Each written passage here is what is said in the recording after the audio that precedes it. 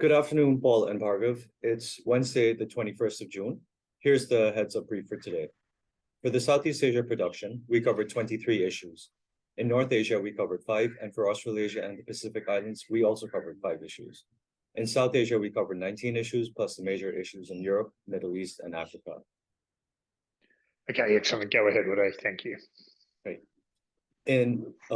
Regarding Thailand and Myanmar, Thai authorities met some officials from Myanmar in a meeting on the 19th of June, where the Thai authorities urged Myanmar's military to exert pressure on the United Wa State Army to retreat from its 5 outposts along the Thai-Myanmar border.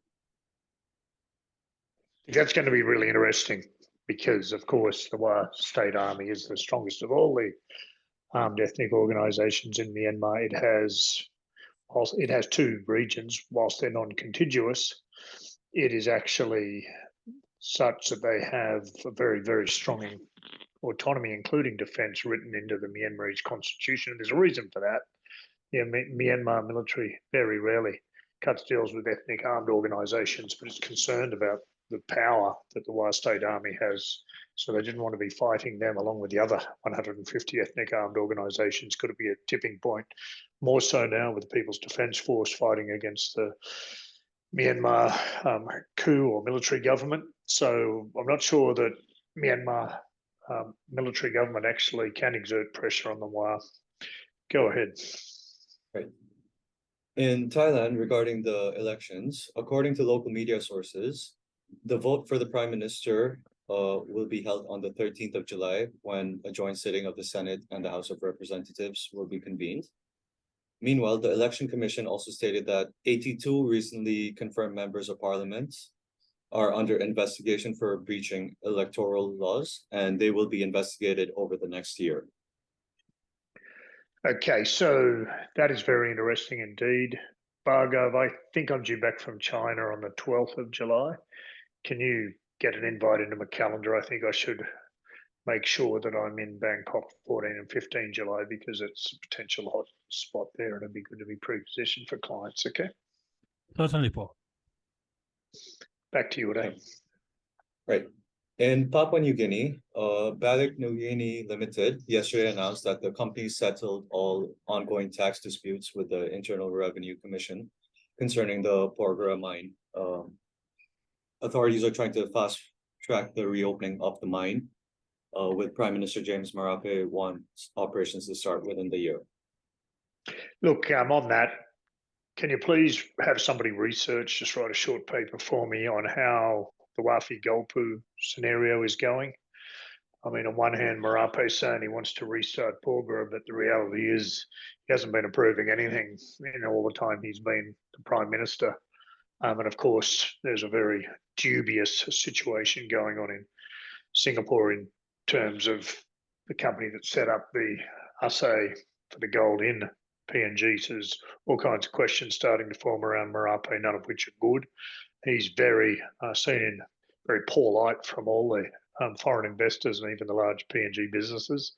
So I think there's a lot more to this than a political comment. So I just need to look at Wafi Golpu. If he's really sincere about getting stuff started, he would have approved Wafi Golpu 2 years ago. So can you please just look into that? Yeah, sure. We'll get a brief on that later, Paul. Thank you. Moving over to South Asia and Pakistan, the Tehreek-e-Istiqlal Party president urged the government to ban the smuggling of Iranian oil into the country since it was disrupting local oil marketing companies. The political party is a peripheral one with very little influence on the ground, and the opposition parties are fragmented after the disintegration of PTI, Pakistan Tehreek-e-Insaf Party.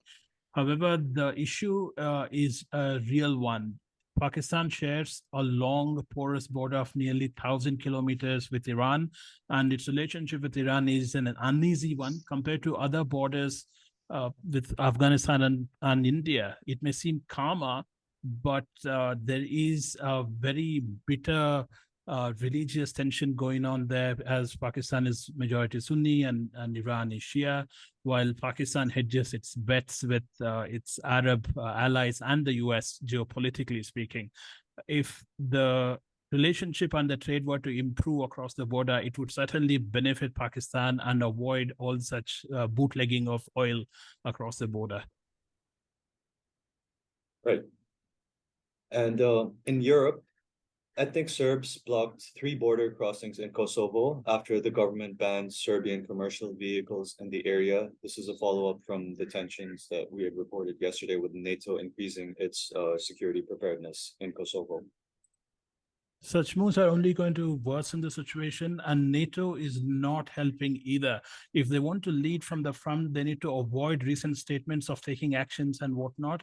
And the leaders on the Kosovo front are escalating the situation as they know they have the backing of the NATO countries. So we'll have to watch this very closely there. Great, we'll do that. And regarding the Russian-Ukrainian conflict, the Russian defense minister accused Ukraine of planning to attack Crimea with long-range US and British missiles. Last year, Ukrainian forces had destroyed the bridge between Crimea and the mainland as part of a major attack. He wouldn't be wrong in suspecting a similar attack or expecting a similar attack. It's an open secret that the NATO countries have been pumping in sophisticated weapon systems into Ukraine. So we'll have to see how this unfolds, especially in Crimea. That's it from my end of that. Thank you. I don't actually think it's a open secret. I think it's public knowledge. I mean, America and all their allies are actually bragging about it.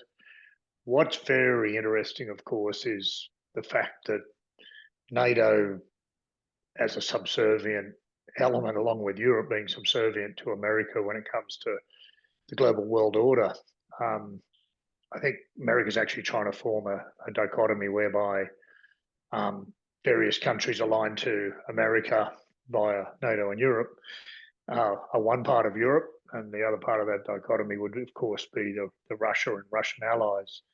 And this is something that's starting to lose America a lot of credibility because fundamentally, as I've mentioned many times before, Ukraine's pretty much lost a chunk of its fighting age generation. Now it's ripping youth off the streets and up to 60-year-old men to go to war. So clearly they're struggling.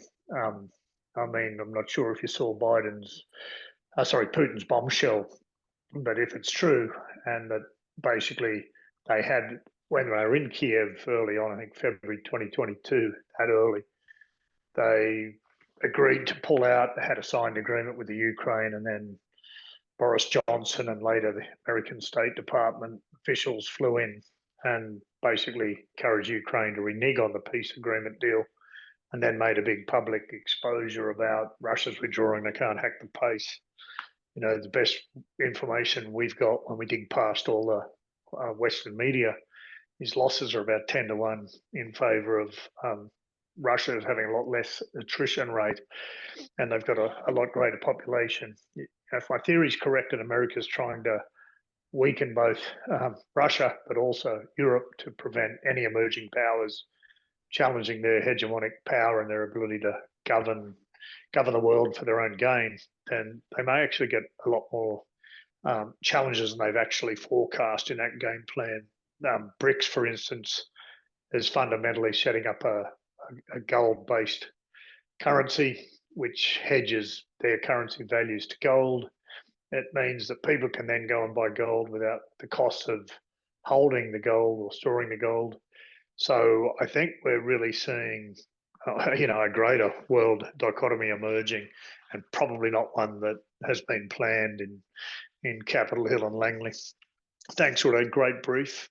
One other thing to consider is I mentioned we could have a brief tomorrow on looking into the Yapen Islands and the impact on the TPNPB, the militant group in Papua, and how that's linked to the Highlanders. I can bring that forward to today if the relevant analysts want to jump on now, or I can keep it tomorrow. I've emailed back a time, okay?